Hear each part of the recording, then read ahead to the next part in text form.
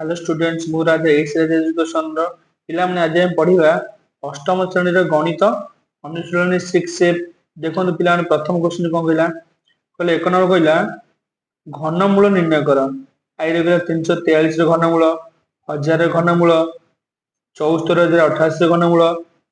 1,57,464 रो घनमूल आउ 8 लाख रो घनमूल देखो पिला माने प्रथम देखो घनमूल 343 केन बार करिया ना देखो घनमूल दे दिलो ऊपर 3 लिखो एटा घनमूल अछि न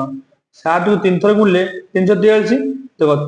तीनटा रु गोटे आनिबा 7 हैला काई ऊपर 3 अछि तीनटा से गोटे 7 अते 343 घनमूल केते ना 7 डबल हो गेला 1000 1000 10 गुणन 10 गुणन 10 ऊपर 3 लिखलो पावर हैला तीनटा 10 रु गोटे 10 आसिला हैला घनमूल ने तीनटा गोटे आनिबा हैला आड कहला 74,88 42 गुणन 42 गुणन 42 देखो पिला मु 42 जान तमे कोन करियो ना लॉस नै जीवो अब 42 गुणन 42 गुणन 42 तीन थर 42 गुणले हो 74,88 तीनटार गोटे आनिबो होला काई ना घनमूल आई भी कहला 1,57,464 कोन करिया 2 को 3 थर गुणिबो 3 को 3 थर गुणिले 3 को 3 थर गुणिले 7 को 3 थर गुणिले तार घनमूल होछ केते एति की तो 2 केते 3 थर गोटे 2 आनलो तीनटार गोटे पुणी तीनटार गोटे 3 7 तीनटार गोटे 7 हैला ताकू गुणी दबो गुणले केते हो 2 3 6 3 18 7 126 उत्तर हैला पिला माने तो कहले 8000 देखो सॉरी 8000 देखो 8 लाख तार घनमूल चिन्ह दे दबो 8 लाख 20 गुणन 20 गुणन 20 10 गुणन 10 गुणन 10 हैला 20 तीन थर गुणन 10 होज मते केते तीन थर तीनटा 20 रु गोटे 20 तीनटा 10 रु गोटे 10 20 10 केते ना 200 ताकू कह जाय घनमूल पिला माने बुझला नै नंबर 2 कहले पिला ने 2744 को केउ क्षुद्रतम संख्या गुणिले गुणनफल गोटे पूर्ण वर्ग घन संख्या हबो एवं उक्त घन संख्यार घनमूल निर्णय करे पय हमकु देइस देखो देखो प्रथम कोन लिखिबो ना 2744 रो मौलिक गुणनक बाहर करिया केते आसीबो 2744 2 गुणन 2 गुणन 2 7 गुणन 7 गुणन 7 2 को 3 थर गुणन 7 को 3 थर देखो एठारे उभय 2 और 7 को त्रिक वर्ग ऊपर पावर हो 3 है तेणु लिखिद 2744 त्रिक मान घनमूल बाहर करिया दुईटा 3 अच्छी गोटे 2 आसो 3टा 7 अच्छी गोटे 7 आसो 2 गुण 7 के 14 ना बुझे ना तेणु 2744 ऑलरेडी आम गोटे पूर्ण वर्ग घन संख्या अच्छी तेणु यह एक रे गुणुले तो पूर्ण घन संख्या हम 2744 घनमूल को 14 हो उत्तर पिला बुझला ना नहीं देखो पिला 3 नंबर कहला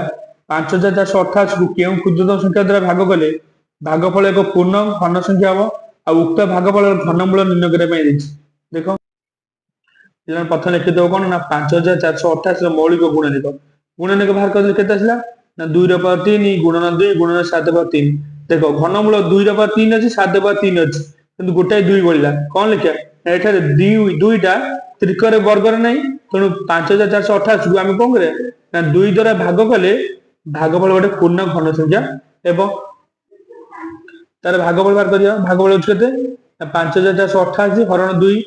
कले केते 2744 2744 घनमूल बाहर कले केते आसीबो ना 14 को 3 थर मिले 2744 बुझला ना पिला तो लिखियो 5488 को 2 द्वारा भाग कले भागफल गोटे पूर्ण घन संख्या हो और उक्त भागफल घनमूल होछ केते ना 14 हैला नेक्स्ट नंबर पिला देखो एक समघन आयतन 5 घन मीटर ले 512 घन मीटर ले यार भूमि रो क्षेत्रफल पचास केते देखो फास्ट लिखि दबो गोटे समघन आयतन हो 512 घन मीटर आयतन को हम कोन ए नेले तो ए रो क्यूब हो केते 512 तो ए हो क्यूब टे पड़ेले रूट ऊपर दे देलो ऊपर 3 घन लिखलो 512 8 को 3 थर गुण हो केते 5 लस नै बाहर कलो तो समघन भूमि पचास कोन लिखियो ना समघन भूमि हो जोटा वर्ग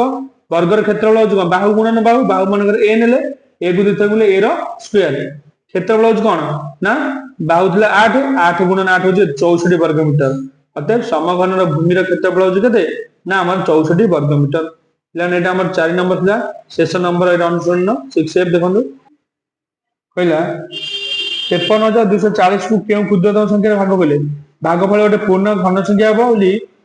एवं केउ क्षुद्रतम संख्या द्वारा गुणिले गुणफल एक पूर्ण घन संख्या हो देखो पिलाने कौन कहला क्वेश्चन 53240 को केउ क्षुद्रतम संख्या भाग कले देखो प्रथम लिखिबो 53,240 मौलिक गुणन बाहर करियो केते आसीबो ना 2 द पावर 3 गुणन 5 गुणन 11 पावर 3 2 को 3 थर गुणिबो 11 को 3 थर गुणो आ बाकी बळियो कि ना 5 तो एठारे 5 रे कोन तार त्रिक नाही तने लिखो 5 त्रिक वर्ग नाही तेनु 53,240 को कहा धर ना 5 जो बोलला 5 द्वारा भाग कले भागफलटा पूर्ण घन संख्या हबो देखो 5 को पूर्ण घन संख्या करे हम कोन करिया पड़ियो ना आ दुईटा 5 जगह कारण गोटे 5 अछि आ दुईटा 5 हेले तीनटा 5 हे जो तेनु कोन बोले 5 गुणन 5 25 तेनु 53,240 को